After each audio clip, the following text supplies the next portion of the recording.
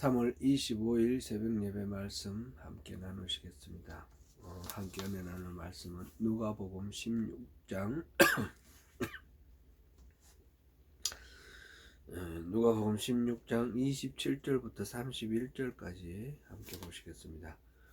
누가복음 16장 27절부터 31절까지 함께 봉독하십니다. 이르되 그러면 아버지여 구하노니 나사로를 내 아버지의 집에 보내소서. 내 형제 5이 있으니 그들에게 정언하게 하여 그들로 이 고통받는 곳에 오지 않게 하소서. 아브라함이 이르되 그들에게 모세와 선지자들이 있으니 그들에게 들을지니라. 이르되 그렇지 아니하니이다. 아버지 아브라함이여 만일 죽은 자에게서 그들에게 가는 자가 있으면 회개하리이다. 이르되 모세와 선지자들에게 듣지 아니하면 비록 죽은 자 가운데서 살아나는 자가 있을지라도 구원함을 받지 아니하리라 하였다 하시니라. 아멘. 어제 아침에 우리 부자와 거지 나사로의 이 비유의 말씀 앞부분을 살펴봤습니다. 이 세상에서 누리는 것이 전부가 아닙니다. 진정한 복은 죽음 이후에 영원한 생명을 누리는 것입니다. 부자와 그 집 대문에서 노숙하던 거지 나사로 두 인물이 등장하였는데 죽은 이후에는 그 두 인물의 운명이 완전히 뒤바뀌어 있습니다. 부자는 음부의 불꽃 가운데 있고 나사로는 아브라함의 품에 안겨 있습니다. 천국과 지옥을 지금 그렇게 표현하였습니다. 부자가 지옥에 가야만 할 특별한 이유가 또 이렇게 명시되어 있지 않습니다. 부자는 율법을 어겼거나 우상을 숭배한 것처럼 숭배한 그런 내용은 나와 있지 않습니다.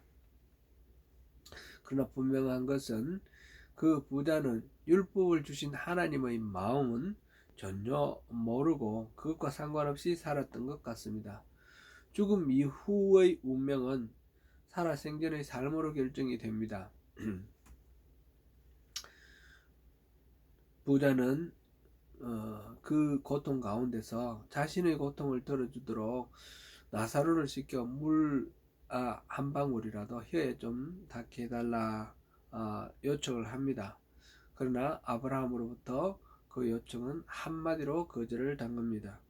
아브라함은 부자가 당하는 지금의 이 고통은 마땅한 것이며 그 부자가 있는 지옥과 나사로가 있는 이 천국 사이에는 큰 구렁텅이가 있어서 건널 수가 없다라는 것을 말해 줍니다.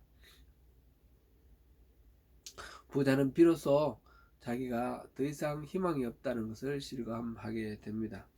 계속해서 오늘 본문을 보겠습니다. 부자는 이번에는 아브라함에게 나사로를 보내서 자기 이 살아있는 형제 5형제에게 이 실정을 이야기를 하도록 해달라고 부탁합니다.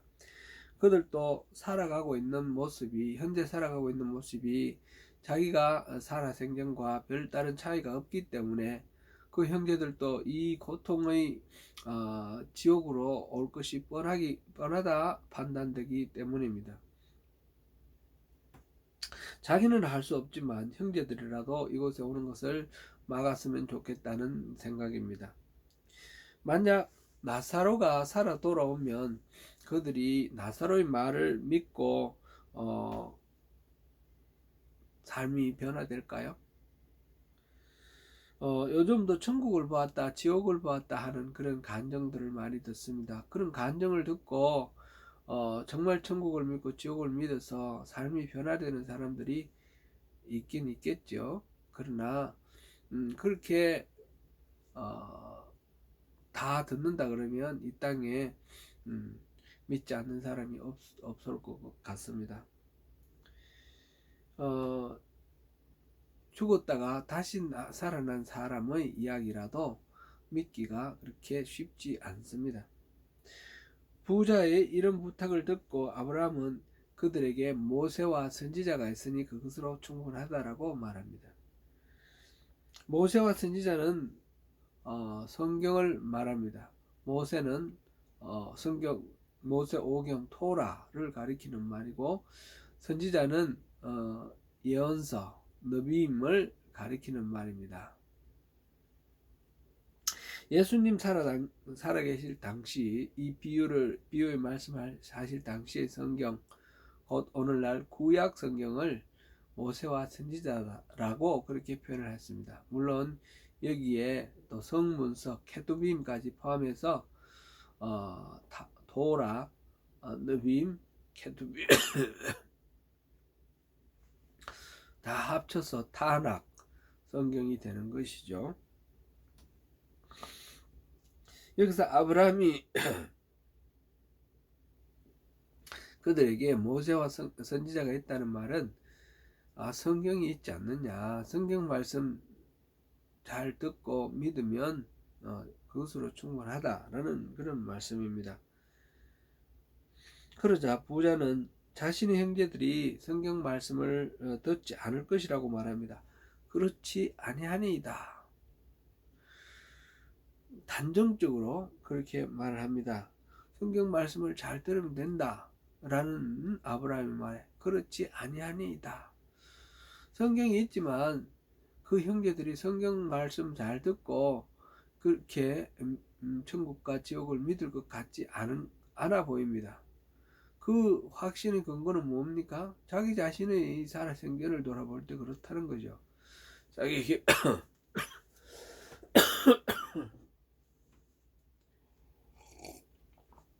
이 부자에게도 성경이 있었죠. 성경을 분명히 보았을 것이고, 근데 그 성경을 읽고 듣고 순종하면서 회개하고 그렇게 살지 않았거든요. 그러니까 형제들도 마찬가지일 거라는 것을 확신하고 있습니다. 그래서 죽은 자가 살아나서 그들을 찾아가 말하면 그들이 회개할 것이라고 말합니다. 이 말에는 자기도 그런 기회가 있었더라면 회개를 했을 거고 이렇게 고통받는 지옥으로 오지 않았을 거라는 어떤 원망 같은 것이 담겨 있고 담겨 있다고 볼 수 있겠습니다. 그러나 아브라함은 분명하게 대답합니다. 모세와 선지자들에게 듣지 아니하면 죽은 자 가운데에서 살아나는 자가 있을지라도 권함을 받지 아니하리라. 죽은 자가 살아나서 이야기를 해도 그들을 설득하지 못할 것이라는 뜻입니다. 천국과 지옥을 믿을 사람은 성경에 기록된 것으로 충분히 믿을 만하다는 것입니다. 성경 말씀을 보고 믿지 못하면 죽은 자가 살아나도 믿지 못하는 것입니다. 우리가 이 세상에서 살아있는 동안 삶을 통해서 죽음 이후의 운명이 결정됩니다. 사랑하는 성도 여러분, 천국과 지옥은 분명히 있습니다. 그것은 우리가 지금 호흡하고 있는 이 순간 우리 삶으로 결정된다는 것입니다. 기적을 믿을 것이 아니라 말씀을 믿어야 합니다. 증거를 보여주면 믿겠다는 사람들이 있습니다. 그러나 그 사람은 평생을 가도 증거를 찾을 수가 없고 믿을 수가 없습니다. 믿음이 있는 사람은 수많은 증거들을 볼 수 있습니다. 이 말은 물론 덮어놓고 믿으라 그런 뜻은 아닙니다. 모세와 선지자의 말씀을 잘 읽고 잘 들으면 거기에 믿을 만한 충분한 근거가 있다는 것입니다. 레리 크랩이라는 사람은 하나님의 러브레터라는 책을 지었는데 그 책의 내용은 바로 성경 이야기입니다. 성경에는 하나님이 우리에 대한 사랑의 고백이 갈피갈피 듬뿍듬뿍 담겨 있습니다.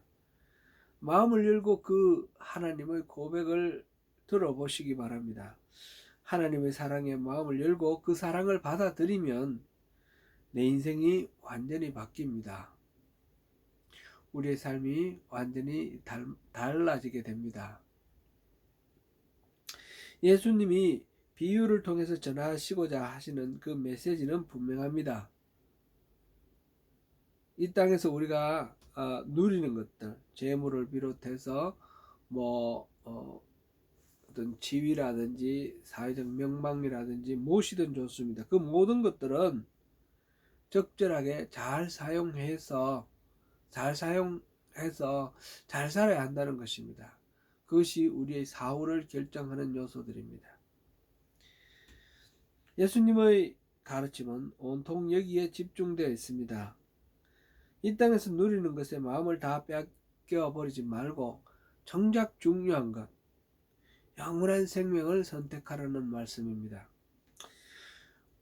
처음부터 다시 다 살펴볼 수는 없겠지만 12장부터 우리 간략하게 한번 짚어보면 좋겠습니다. 풍년을 맞아서 곡식을 쌓을 창고를 지을 걱정하는 한 부자는 부자의 비유를 통해서 예수님은 하나님의 뜻과 계획을 모르고 살아가는 우리 인생이 얼마나 험악한지를 말씀하셨습니다. 그러시면서 무엇을 먹을까 무엇을 마실까 염려하지 말고 그의 나라를 구하라 하셨습니다. 허리에 띠를 띠고 등불을 켜고 기다리는 종처럼 늘 깨어 하나님의 그 오시는 때를 맞이하라 하십니다. 우리는 하나님의 부르심을 받고 집안의 모든 종들을 때에 따라 양식을 공급하는 그런 지혜 있고 선한 청지기입니다. 우리에게 맡겨진 일들을 잘 수행할 수 있도록 시대를 잘 분별하고 마지막 때를 잘 준비하라. 그렇게 말씀하셨습니다. 13장에서 포도원에 심겨진 무화과나무 비유를 통해서 우리가 얼마나 분에 겹게 그렇게 복받은 존재인지를 말씀하셨고, 우리에게 주어진 기회가 무한대로 있는 것이 아니니까 한정된 삶을 통해서 열매를 맺는 삶을 살라 하시는 하나님의 말씀을 우리에게 깨우쳐 주십니다. 그러시면서 좁은 문으로 들어가라 하셨습니다. 그 문이 닫힌 후에는 나중에 두드리고 아우성 쳐도 소용이 없을 것입니다. 14장에서 안식일에 어떤 바리새인이 초청하는 그 식사 자리로 가셨다가 그곳에서 수종병든 사람을 고쳐주면서 안식일의 규례, 곧 율법의 참된 의미를 설파해 주셨습니다. 그리고 그 잔치 자리에서 하나님이 베푸신 잔치의 비유를 말씀하셨습니다. 하나님께서 베푸신 그 잔치에 초청받은 사람들이 저마다 나름대로 타당한 이유가 있어서 못 간다고 합니다. 분명히 처음 듣고 다른 계획과 겹쳐서 못 가는 것이 아니고 그 초청은 미리 듣고 다른 계획은 나중에 세워진 것입니다. 저마다 핑계가 있고 타당한 일상의 그 바쁜 일들이 있는데 그것으로 인하여 영원한 생명의 잔치를 놓치게 된다는 것이죠.